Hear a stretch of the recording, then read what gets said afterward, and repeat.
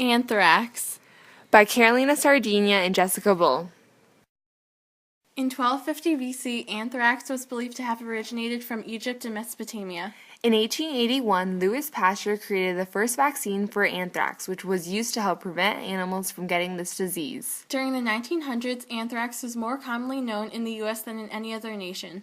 Also, in the 1900s, a vaccine was created to help prevent anthrax in humans, and penicillin was used to treat anthrax. In the more recent years, there have been few serious cases of anthrax throughout the United States. There is no true specific place where anthrax affects humans. It is found anywhere in the world where there is domestic and wild animals, especially the hoofed animals such as cattle, sheep, goats, and camels. There are still a few cases around the world.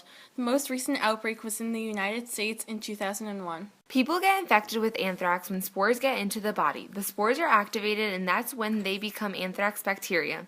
They start to multiply and produce toxins. This spread is what causes the disease. Some ways that this can happen is by breathing in the spores, eating or drinking water that is contaminated, or getting spores in a scrape or a cut in your skin.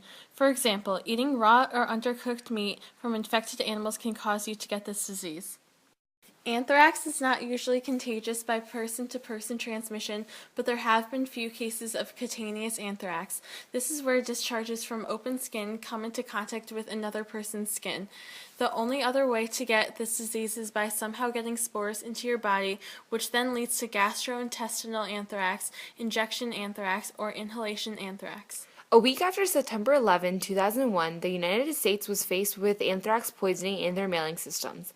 Terrorists had placed letters addressed to senators and media officials with anthrax in them. Their intentions were to harm them badly. Their plan caused 5 people to die and 17 to become infected. This was the most recent anthrax outbreak of biotech. Cutaneous anthrax symptoms include small and itchy blisters or bumps. Gastrointestinal anthrax symptoms can include sore throat, swelling of the neck or neck glands, hoarseness, headache, and vomiting. Injection symptoms are similar to cutaneous symptoms, but they spread faster throughout the body and they are harder to recognize.